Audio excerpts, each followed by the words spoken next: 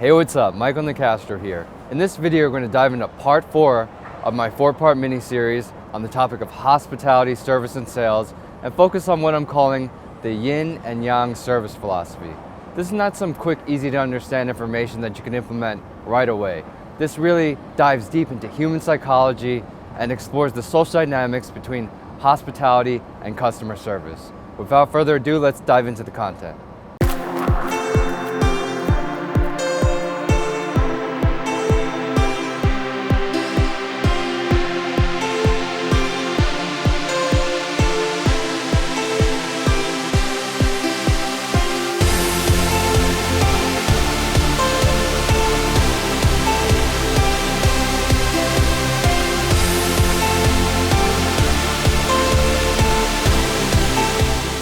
Welcome back. So today I'm going to share with you my concept, the Yin and Yang Service Philosophy.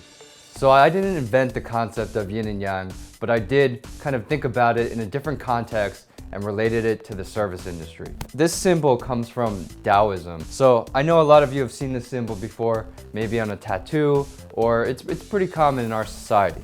So just to describe it in detail, you have the dark side and the light side. The dark side is the Yin, which is the moon, the passive force, the feminine energy. And then you have the Yang, the light side, which is going to be the aggressive, the sun, the male dominant energy. Both of these coexist together. Both of these are opposite complementary forces. And you'll notice on each of them, you have a light dot inside the darkness and you have a dark dot inside the light. So what that means to me is that there's no such thing as all good, there's no such thing as all bad, they're all interrelated. So let me share with you some examples of yin and yang in your daily life. So in nature, the weather can be both peaceful and aggressive. Think of snowstorms and think of light flurries, okay? You see the difference? Water.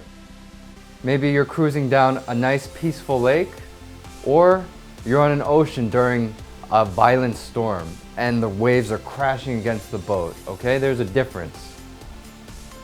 For politics, in the US we have two groups, the Democrats and Republicans, and they have opposing viewpoints and opposing beliefs. But in my opinion, they actually help one another. They check and balance one another most of the time, not all the time, but most of the time. And now relating it to fitness and health. So a little formula that I wrote out here, and I'm by no means a fitness guru, but working out plus healthy eating plus rest equals results. So let's say one of the variables is out of line. You're working out 7 days a week and you're not resting, you're not sleeping enough. Are you gonna get the same results? Probably not. Or you have a consistent workout schedule, but you're eating fast food every day. You're probably not gonna achieve the same quality of results that you would expect. So what does this have to do with service? Stay with me. Service is not a commodity. It's a transfer of feelings and energy to the guest. So looking at the yin and yang symbol, you can think of each guest, every time they enter your establishment, they're on a movable yin and yang scale, okay? Let me dive deeper into what I mean by that. So, let's say for instance, you're serving a table and you start making a couple mistakes. You put their order in wrong, the food takes a long time, maybe you spill wine on the guest. Their perception of the establishment, of the restaurant, will start to decrease. It will start to be more negative, right? So that would be going into the dark side, what I'm trying to say. But you have opportunities to address these situations and to make the situation better and bring them back to the light. You can give them a free dessert.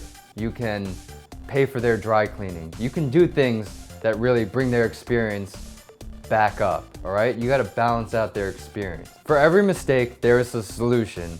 And for every right way to do service, there is a wrong way to do service as well.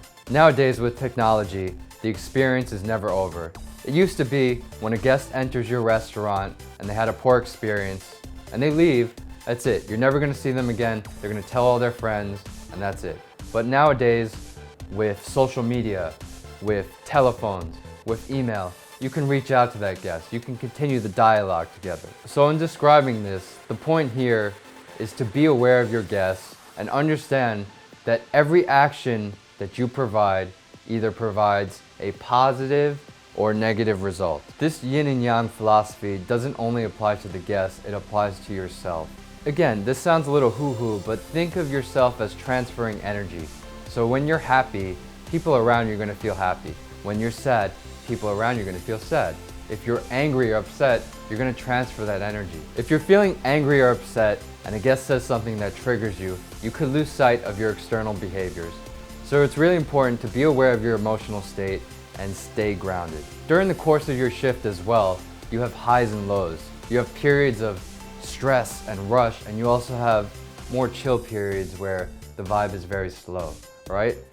I know a lot of you guys have been what we call in the weeds, or been really stressed, where you have 8 tables and it's back to back, okay? Your yin and yang scale is fluctuating. You have to balance that out. So each shift is kind of a balancing act between emotions and energy. From a managerial perspective, your energy and your communication influences the entire staff. So in my opinion, you need to balance out providing positive, uplifting feedback with negative, constructive feedback. If you provide too much of either one, it's not optimal in my opinion. So many times it's a very stressful environment and everyone's really tense. But a lot of times the management creates this environment, right? So let me give you a simple situation. We need to set table 36. So as a manager, I can tell my employee, set table 36. Or I can be like, hey Michael, can you set table 36? We need it right now. So I understand that you need the table right now, but how you deliver the same message influences how the employee perceives you, okay? To wrap it up, the main takeaway is balance. Okay, with the yin and yang philosophy, things are gonna happen, sometimes out of your control, but you always have the tools to respond. So I'm gonna draw a seesaw because I think it's a perfect image to describe this concept.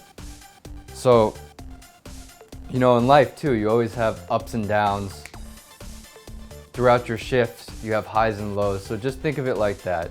This topic is really meaningful to me. I really like diving deep into the psychology and the theory behind why we do certain things, especially service and hospitality. So that wraps up our hospitality, service, and sales mini-series. I hope I made you think. I don't expect you to agree with everything I'm saying, but I hope I taught you a little bit. Stay tuned for more content. Leave a comment below and tell me what you'd like to hear next. And if you haven't, tune into my last videos on body language, verbal language, and advanced tips. I'll put the links above. Stay tuned for more content. Thank you so much. Take care.